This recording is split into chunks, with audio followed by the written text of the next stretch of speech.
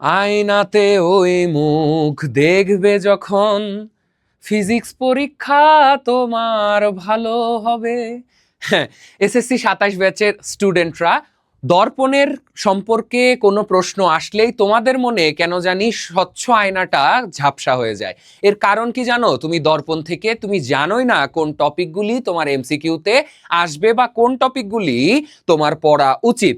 তার মানে অষ্টম অধ্যায়, যেটা তোমার পদার্থবিজ্ঞান বইয়ের অষ্টম অধ্যায়ে তুমি পড়েছো দর্পণ নিয়ে, সেই দর্পণ থেকে তুমি যদি 3টি টপিক পড়ে যাও, 3টি টপিক পড়লে তুমি টেস্ট পরীক্ষায় 100% কমন পাবা তোমার এমসিকিউ।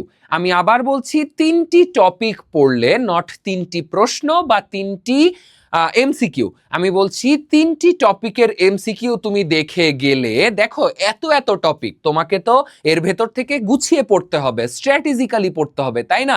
স্মার্ট স্টুডেন্ট হইতে হবে, গাধা হইলে তো হবে না। So smart strategy, smart student হতে চাইলে তোমার ফলো করতে হবে। সো সেইখানেই তোমাকে আমি সাহায্য করছি। অষ্টম অধ্যায়ে তুমি কোন 3টি টপিক পড়বা এমসিকিউ এর, চলো তোমাকে দেখিয়ে দিই। তাহলে প্রথমে যেটি করতে হবে তোমাদের, সেটি হচ্ছে অবতল এবং উত্তল দর্পণের ব্যবহার সম্পর্কিত যেই টপিকটি রয়েছে, যেমন লুকিং গ্লাস, দন্ত চিকিৎসক বা টর্চ লাইট রিলেটেড, এইগুলি বিগত 10 থেকে 16 বছর বা 17 বছরের এসএসসি বোর্ড প্রশ্নে বহুবার এসেছে। সো টেস্ট পরীক্ষা আসলে বোর্ড পরীক্ষারই একটি মানে প্রস্তুতি রূপ। সো সেইখানেও আসার চান্স একদম 99%। 1% আমি দিচ্ছি না, যদি তোমার টিচারের মনে হয় যে আমি করব না তাহলে করবে না, কিন্তু 99% অফ দি টাইম এখান থেকে প্রশ্ন এমসিকিউতে করতেই হবে। সো সকল বোর্ড তুমি দেখতে পাচ্ছ এখানে বোর্ডের হচ্ছে আমি তোমাকে ইয়েও দিয়ে দিয়েছি।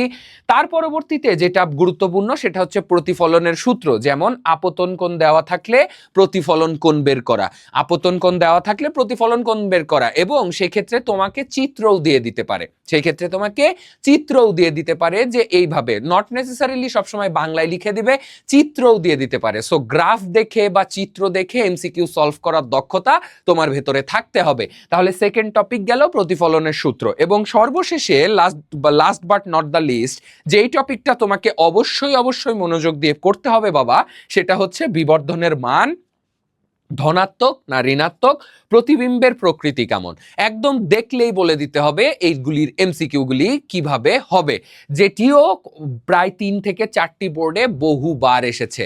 তাহলে এই 3টি টপিক থেকে তুমি যদি মনোযোগ দিয়ে এমসিকিউগুলি সলভ করে যাও, টেস্ট পরীক্ষায় 100% কমন পাবা এই চ্যাপ্টার থেকে আসা প্রশ্নগুলি। সো তুমি এই 3টি টপিক কিন্তু অবশ্যই অবশ্যই তোমার অষ্টম অধ্যায়ের এমসিকিউ এর বেস গড়ে দিবে, এবং তার পরবর্তীতে তুমি অ্যাডভান্স যা পড়ার পড়ো কোনো সমস্যা নাই, কিন্তু বেসিক যেই জিনিসটা আসেই পরীক্ষায় সেটা আগে প্রস্তুত রাখো, নিজেকে ঝালিয়ে রাখো।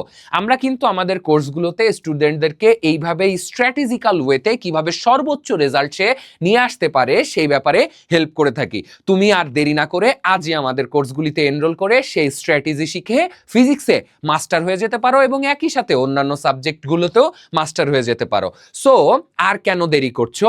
এনরোল সম্পর্কিত তথ্য জানার জন্য তুমি বসে আছো? তাহলে আমি তোমাকে বলে দিচ্ছি, তুমি চাইলেই আমাদের হোয়াটসঅ্যাপ নাম্বার 01830302122 নাম্বারে কল করে ভর্তি সম্পর্কিত সকল তথ্য জেনে নিতে পারো, কিংবা তুমি চাইলে আমাদের ফেসবুক মেসেঞ্জারেও নক করতে পারো। তাহলে নিশ্চিতভাবেই দেখা হবে পদার্থবিজ্ঞান ক্লাসে।